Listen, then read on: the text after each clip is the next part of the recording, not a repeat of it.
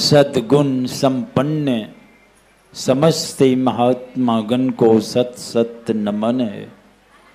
नमन है सद्य गुणों के प्यारे सज्जनों को, माताओं और बहनों को भी हार्दिक नमन है।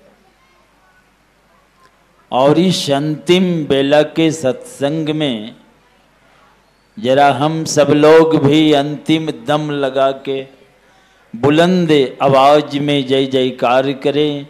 बोलिए गुरुदेव भगवान की जय। और कान खोल करके सुन लीजिए, आज तक ऐसा कोई टेंडर पास नहीं हुआ है कि हम लोग बूढ़ा होइए के मरेंगे। आज तक सुने हैं? यहां तो देखते हैं कितने मां के पेट से मरे ही जन्म लेते हैं। कोई मां के पेट से जीवित तो जन्म लेते हैं और सोरी घर में ही मर के सदा सो जाते। छठी तक नहीं हो पाती है और पहले ही मर जाता है। कोई छठी को पार तो करते हैं पर घुड़क नहीं पाते, मर के लुढ़क जाते हैं। कोई नौजवान बन के मर जाते हैं, बूढ़ा होने के बाद लोग मरते ही। अगर नहीं मरते इस दुनिया की क्या दुर्दशा होती। बूढ़े ही बूढ़े नजर आते। अरबों वर्ष हो गई सृष्टि को, अरबों अरब लोग आए, सब बूढ़े यहीं बैठे रहते। घर में एक बूढ़ा रहता है, वही जानता है। वे भगवान से प्रार्थना करते रहते हैं कि भगवान अब उठा लीजिए। एक बूढ़ा आया हमारे आश्रम में तो मुझसे कहने लगे कि बाबा हम जाए छिए डीएम के यहाँ केस करे ले। हम बोले कहीं ना, तो बेटा खाए ले नहीं दे। अब बेटा दरोगा से रिटायर किया, अब पोता बहुत बड़े प्रशासन विभाग के पोस्ट पर हैं। अब बूढ़ा को खाना नहीं, तो बूढ़ा जा रहे हैं डीएम के पास। तो मैंने कहा कि आओ बात और क्या है, क्या क्या कहें बाबा। अब गरम गरम चाय लेके आते हैं। का तब कहे हल चाय। हमने तब की कहता हूं। अब आप ही विचार कीजिए, अगर आके कहे कि बाबू हला चाय पियो, कितना दिल जुड़ा जाएगा। अगर चीनी भी नहीं है, फिक्के है, वो भी अच्छा लगेगा। ये कहे हला चाय, तो चाय तो गर्म है, ये है, ये ट्रांसफार्मर भी गर्म हो जाता है।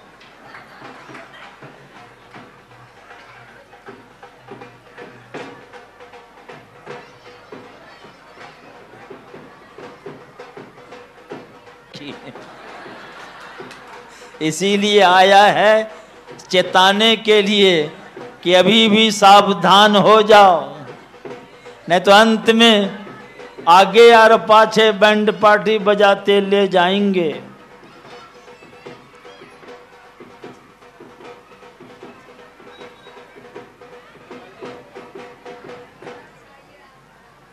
तो बूढ़ा के सामने बेटा की पत्नी, बेटा की बहू जो है थाल लेकर के आई, अब परोस के चली गई। जब परोस के चली गई तो बूढ़ा बैठा हुआ है, खा नहीं रहा है। बेटा उधर से आया, कि बाबू खाए नहीं छो? कल के बाबू हो के नहीं जाके पूछे। बेटा सोचने लगा कि क्या हुआ, तो जा करके पूछे कोई बात है, कोई कुछ बोलो जो कि? कल के हमें कहाँ कुछ बोलो जो, पूछो जाके बूढ़ा से। और आप लोग भी खड़ा हो जाइए, बूढ़ा आ रहे हैं। श्री सद्गुरु महाराज की जय गुरुदेव, जय गुरुदेव, जय गुरुदेव, बोलो जय गुरुदेव, जय गुरुदेव, जय गुरुदेव, जय गुरुदेव, बोलो जय गुरुदेव, जय गुरुदेव, जय गुरुदेव, बोलो जय गुरुदेव, जय गुरुदेव,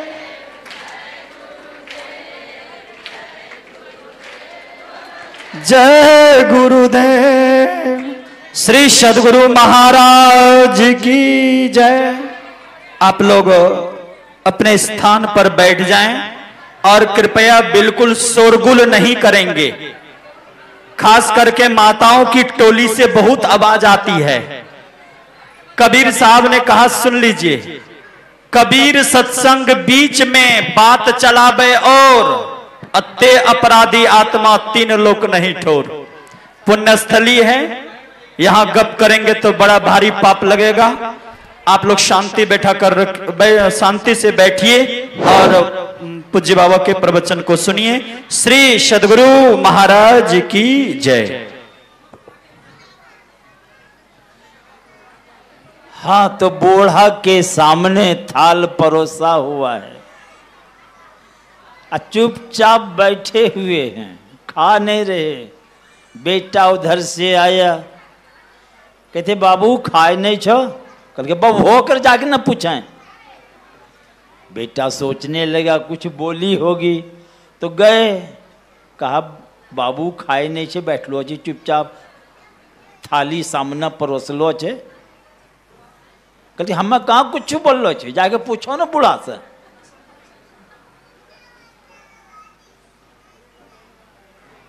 अब बहू तो कह रही है कि हमें कहाँ कुछ बोल लो छे, जाके पूछी लो बूढ़ा से। बोले थे नहीं कुछ, थरिया नो धरी के गेले ना, अब थरिये बोले छे। इसीलिए सावधान हो जाइए, मतलब बूढ़ा नहीं होइए। गुरु महाराज के सामने इन्हीं के भाई किंकर बाबा बैठे हुए थे। गुरु महाराज क्या कहते हैं, हे हो बूढ़ो नहीं होइयो। अब बूढ़ा ही जानता है बुढ़ापा आने पर क्या होता है। इतनी एक बूढ़ा की ये दुर्दशा है घर में। अगर सब बूढ़े बैठे रहते तब क्या होता। भगवान की बड़ी असीम कृपा है, लोग आते हैं, कुछ दिन उछल फान करते हैं, जाना कोई नहीं चाहते, पर अंत में झक मार के चले जाते।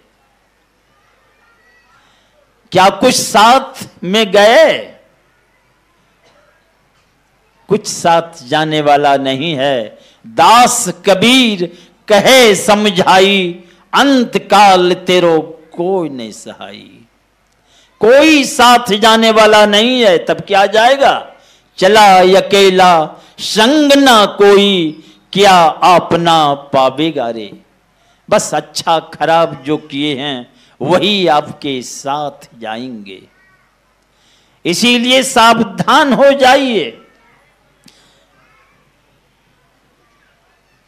एक गांव में रामलीला पार्टी वाले आए। कई दिन से चल रहा था रामलीला खेल।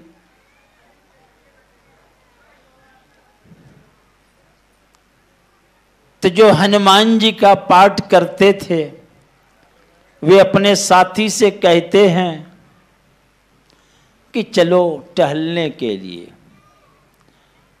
संध्या हो रही थी, तो साथी कहते हैं टहलने चलोगे? खेल का समय हो रहा है, तैयारी भी करनी पड़ेगी। तो कहा तबीयत मेरी ठीक नहीं है। तो दोनों निकल पड़े टहलने। कहा फिर यहां हनुमान जी का पाठ कौन संभालेगा? कहा कोई व्यवस्था कर लेगा। दोनों निकल पड़े टहलने। चले गए बाजार तरफ। दृष्टि गई हलवाई की दुकान के तरफ। हलवाई गरम गरम जिलेबी छांक रहे हैं। तो दोनों की इच्छा हो गई जिलेबी खाने की। तो दोनों पहुंच गए हलवाई की दुकान में। हलवाई कहते हैं क्या चाहिए? कहा पाव भर जिलेबी दो। तो तौल करके पाव भर जिलेबी दे दिए। दोनों दुकान में बैठ के जिलेबी खाने लगे और रह रह के दोनों खिलखिला के हंसते। तो हलवाई इधर उधर देखने लगता कि क्या देख के हंसता है। तो कोई था ही नहीं अगल बगल। तो हलवाई को समझ में नहीं आई बात। तो हलवाई कहते हैं अब दोनों जिलेबी खाते हैं और रह रह के खिलखिला के हंसते क्यों हैं? कहा करे यूं हंसी आती है। कहा नहीं कोई बात जरूर है, क्यों हंसते हैं आप? तो ये कहता है हलवाई को कि आपका मुंह जो है ना हनुमान जी जैसा लगता है। तो हलवाई कहते हनुमान जी जैसा लगता है, इसमें हंसने की क्या बात है? कहा देखो हम दोनों आए हैं रामलीला पार्टी वाले के साथ, हम हनुमान जी का पाठ करते, तो हमारी तबीयत ठीक नहीं है, इसलिए हम दोनों सोच रहे हैं कि ये हलवाई हनुमान जी बने तो बड़ा अच्छा होगा। तो कहा हम जाएं हनुमान जी बनने, ऐ दुकान कौन देखेगा? कहा कितना कमाते हो? कहा दिन भर में 100 रुपया कमा लेता हूं। तो कहा चलो 200 रुपया देंगे, चलो 200 रुपया देंगे। हलवाई भी लोभ में आ गए कि दिन भर खटते हैं तो 100 रुपया मुश्किल से कमाते हैं, तो वहां जाके क्या करना होगा? कहा कि चलो 200 रुपया देंगे, बस 5-10 मिनट का काम है, इतना ही। सोचा कि 5-10 मिनट में 200 रुपया मिलेगा।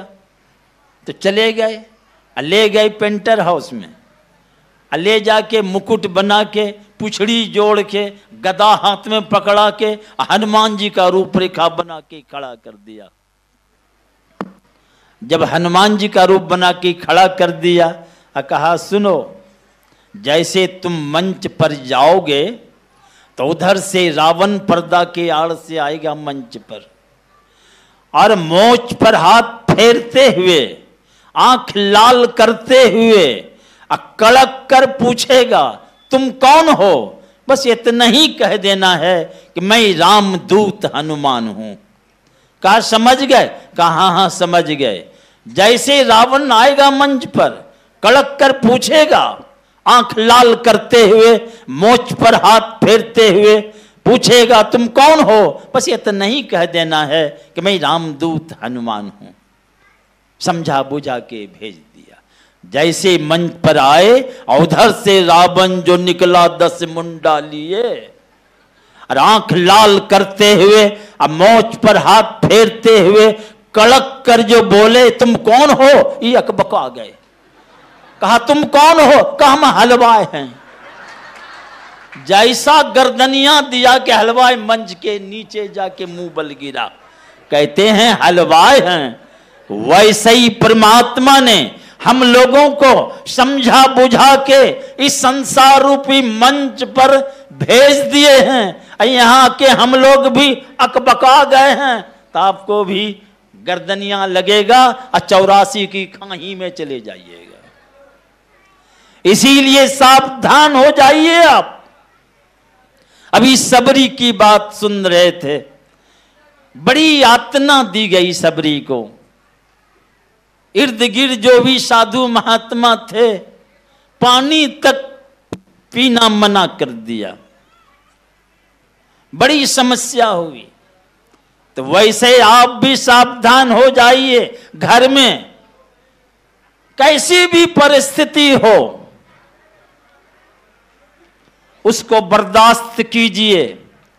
जैसी भी परिस्थिति में आपका जन्म हुआ है या कैसी भी परिस्थिति में आपको जाना पड़ा है, वो आपकी कमाई हुई, आपकी अर्जित की हुई परिस्थिति है। इसीलिए उसी परिस्थिति में रह करके काम करना है। परिस्थिति को दोष मत दीजिए आप। हमारे संत तुकाराम जी महाराज, वे भी बाल बच्चेदार थे आप जैसे, और उनकी पत्नी एकदम विपरीत स्वभाव की। ऐसे बहुत लोग परिवार में है। एक आए व्यक्ति, कहा अरे कपड़ा लत्ता कुछ नहीं लाए हो? कहा क्या कहें बाबा, घर से कमंडल झोला लेके निकले, पत्नी जबरदस्ती छीन ली। ऐसी सब भी बात है। आइए देखा एक जगह एक महिला गई सत्संग में, और उनके पति कैसे हैं समझ लीजिएगा। और जब वो आई सत्संग से तो दे लाठी काहे गई सत्संग में। तो हमारे मोहल्ले की बात है, तो मुझे ही पता चला, मुझे ही बड़ा आश्चर्य हुआ। तो मैंने पूछा उनसे कि बतलाए, तब सिनेमा में जाएगी तब पूजा करोगे? थिएटर और नौटंगी देखने जाए, नाच देखने जाए, तब उसकी पूजा करोगे क्या? ऐसी सब तो खोपड़ी है संसार में। कैसी कैसी परिस्थिति है। तो जैसी भी परिस्थिति हो उसी में रह करके काम करना है। परिस्थिति को दोष मत दीजिए। संत तुकाराम जी महाराज एकदम भोले भाले, और पत्नी एकदम विपरीत स्वभाव की। कोई आ जाए द्वार पर, हाथ पसारता है तो उठा के दे ही देते संत तुकाराम जी महाराज। हुआ क्या, एक दिन घर में खाने का कुछ नहीं था। पत्नी तमक करके आई और कहने लगी, जो आता है ले जाओ ले जाओ, आज ये तो पता चलेगा कुछ नहीं है घर में खाने का, भूखे रहिए। चुपचाप ही सुन रहे हैं। पत्नी कहने लगी गुस्सा के मारे, जाइए खेत गन्ना काट कर ले आइए, वही चूस के रात काटिएगा। उठे और चुपचाप चले गए गन्ना खेत। गन्ना काट के कंधा पर बंडल लेकर चले। देहात सब में जानते हैं गन्ना को क्या बोलते हैं, जानते हैं? डांड भी बोलता है। केतारी तो बोलते ही हैं, पढ़े लिखे लोग ईख जानते हैं। गन्ना आप समझते हैं, मगर बहुत दर देहात में लोग उसको डांड भी बोलते हैं। तो बंडल लेके आ रहे थे, तो रास्ता में बच्चा सब, बाबा एक डांड। तो बाबा अभी बोले वाले एक एक डांड देते देते एक के डांड लेके घर पहुंचे। पत्नी की जो दृष्टि गई, ओ सब रास्ते में बांटते आए होंगे। ट्रांसफॉर्मर तो एकदम गर्म हो गई उनकी। गुस्सा के मारे आई, हाथ बढ़ाई तो वही डांड पकड़ा दिए, और वही डांड घुमा के जो मारना चाहिए, तो तुकाराम जी महाराज झुक कर किसी तरह सोचा बच जाए। बचेगा क्या, वो डांड घुमा के डांडे पर बजार दिया। डांडा समझते हैं, कमर को वो भी बोलता है? जिस पर बोरा ओरा उठाते हैं। तो डांड को डांडे पर बजार दिए। गन्ना 3-4 टुकड़ा हो गया। संत तुकाराम जी महाराज भगवान से हाथ जोड़कर क्या कहते हैं, प्रभु बाल बच्चा के लिए तोड़ तोड़ के हिस्सा लगाना पड़ता, ये अपने हिस्सा लग गया। ये नहीं कि आप लोग जाके आजमाइश कीजिएगा घर में। वहां तुकाराम नहीं है, तुक्कम फजियत राम छोड़ेगा नहीं आपको। तुम कहने का मतलब है कैसी परिस्थिति है, और ऐसी परिस्थिति में रह करके भी संत तुकाराम जी महाराज कैसे पहुंच गए, उस भगवान का दर्शन कैसे कर लिए। इसलिए दोष मत दीजिए। शबरी चली तो गई थी राजघराने में, और शादी हो गई तो रानी भी बन गई। अब शबरी देख रही है कि ये जो व्यवस्था है राजघराने की, इस साधु संगति में जाने के लिए तो कोई उपाय नहीं है। मीराबाई भी जाती थी तो सास क्या कहने लगी, सास कहे कुल नासी, एक कुल की प्रतिष्ठा सब खत्म करेगी ये। अब प्रतिष्ठा खत्म हो गई कि प्रतिष्ठा और बढ़ गई। सबरी वैसे परिस्थिति में देखते हैं कि यहां भी सुविधा नहीं है, तो वही सुन रहे थे, कोई पहुंचे संत आ गए, उनकी सेवा से बड़े प्रसन्न होकर कहा मांगो तुम जो भी इच्छा हो मांग लो वरदान। अब ये क्या मांगती है, कहा मैं मर जाऊं। बोला ये कोई वरदान है, ये आशीर्वाद है? संत कहते हैं तो शराप है, शराप। कहा मैं मर जाऊं और एकदम नीच घर में जाके जन्म ले लूं और देखने में एकदम भूतनी हो जाऊं, कुरूपनी। यहां बताइए सब लवली फेयर क्रीम लेके कितना डब्बा घसे होंगे कि हम सुंदर बन जाएं, मगर जो पक्का भक्त होते हैं, भक्ति में जो भी अड़चन है, बाधक है, उस व्यवस्था को लात मारने की क्षमता होती है भक्त में। जिनमें ऐसी बात नहीं है, बहुत दूर है भगवान, बहुत दूर है। तो सबरी ये सारी सुख सुविधा की व्यवस्था को लात मार के चली गई, कहां? भील परिवार में। देखने में कुरूपनी हो गई। जानते कुछ जानवर है जो जोड़ी पैदा लेते, तो वो खिखिरनी थी तो वो भी जोड़ी पैदा लेते। कबूतर भी, कुछ मैना चिड़िया जोड़ी लेते हैं, कुछ बेजोड़ी भी पैदा होते, तो जोड़ी बाद में लगा ही जाती है। नहीं, इतने बैठे हुए हैं, बाद में जोड़ी लगाई जाती। कुछ प्राणी हैं जोड़ी भगवान भेजते हैं बना के। तो अब वो खिकिरनी संत के प्रसाद खा के चली गई राजघराने में। खिखिरवा कहाँ गया?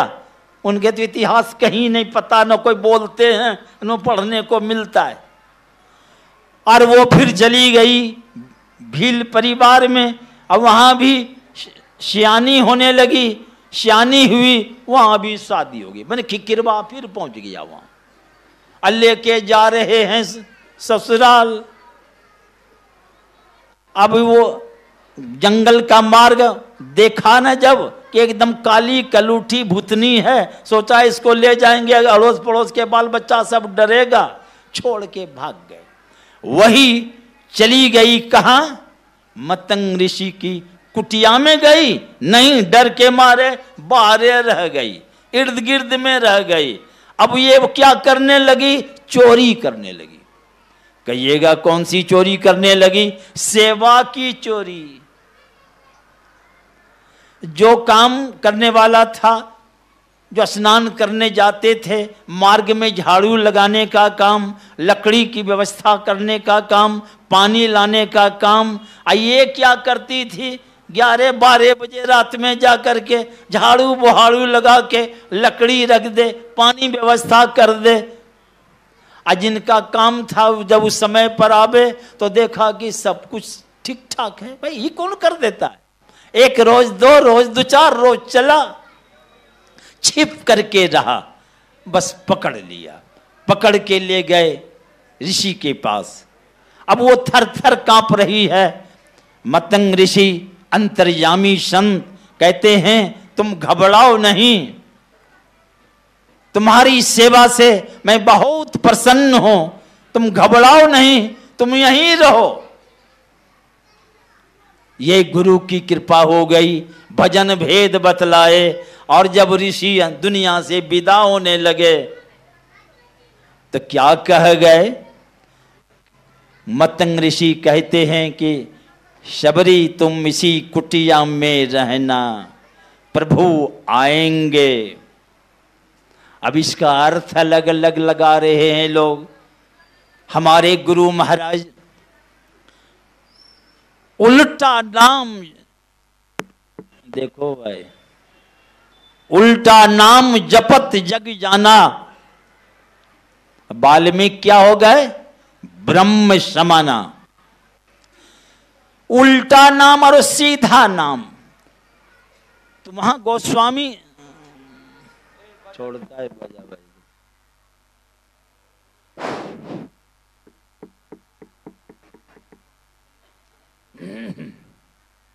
उल्टा नाम का क्या अर्थ लगाए कि उल्टा नाम का क्या अर्थ लगाए? कहा मरा मरा। वे राम राम नहीं बोल पाते थे, इलवे मरा मरा जपने लगे। मर गोस्वामी तुलसीदास जी महाराज वहां क्या लिखे हैं? उल्टा नाम को जपा है। तो टीकाकार की अपनी मौज है, जो समझ में आई टीका कर दिए। पर हमारे गुरु महाराज क्या कहते हैं? उल्टा और सीधा किसको कहते? हम लोग जब बोलते हैं तो श्वास लेते हैं नाभि में टकरा के परा, फिर जरा ऊपर आके पैसंती, फिर मध्यमा अमूदे के बैकरी बानी निकलती है, नीचे से टकरा के तब ऊपर उठ के मुंह से निकलती है। मगर जो साधक है, जो ध्यान करता है, वो आवाज को जो सुनते हैं इसके विपरीत, यानी ऊपर से ब्रह्मांड से आती है आवाज। ये गुरु महाराज अर्थ लगाते हैं। तो यहां मतंग ऋषि क्या कह रहे हैं? तुम इसी कुटिया में रहना, प्रभु आएंगे राम। मतलब क्या है? संत मत का सिद्धांत क्या है? कुटिया के बाहर में खड़ा रहने वाला भगवान आने से कल्याण उद्धार होने वाला है किसी का? हमारे गुरु महाराज कहते हैं द्विभुज अरु चतुर्भुज अष्टरु अनंत भुज। ऐसा भी भुजा वाले, दो भुजा छोड़ो चार भुजा लिए न प्रकट हो जाए, चार को छोड़ो आठ भुजा ही नहीं, इतनी भुजाओं को लिए सामने प्रकट हो जाए। अनंत भुजा जिनकी गिनती नहीं कर सके। पर हमारे गुरु महाराज फैसला करते हैं कि चाहे जैसा भी रूप सामने तेज शुक्ल पुंज क्यों न प्रकट हो जाए, पर ये सब रंग रूप जो जितने हैं शब्द सब धोखा देने वाला है, आपका काम बनने वाला नहीं है। मगर ऋषि कह रहे हैं तुम इसी कुटिया में रहना। हम लोग भी यही 3.5 हाथ की कुटिया में रहते हैं। और सबरी चौखट के पास खड़ी होकर प्रतीक्षा करती रहती थी, एक टक ताकती रहती थी, कब प्रभु आएंगे। आप भी चौखट के पास खड़े हो जाएं। यही है चौखट, भवों का जहां मिलन है। ऊपर ब्रह्मांड, नीचे पिंड, यही बीच में चौखट है। उसी जगह नीचे हम लोगों का डेरा है। तो आप भी प्रतीक्षा करें, दो नयन बीचों बीच आप एक टक ताकते रहिए, ताकते रहिए। हमारे गुरु महाराज कहते हैं लखत लखत छवि बिंदु किसकी? प्रभु की।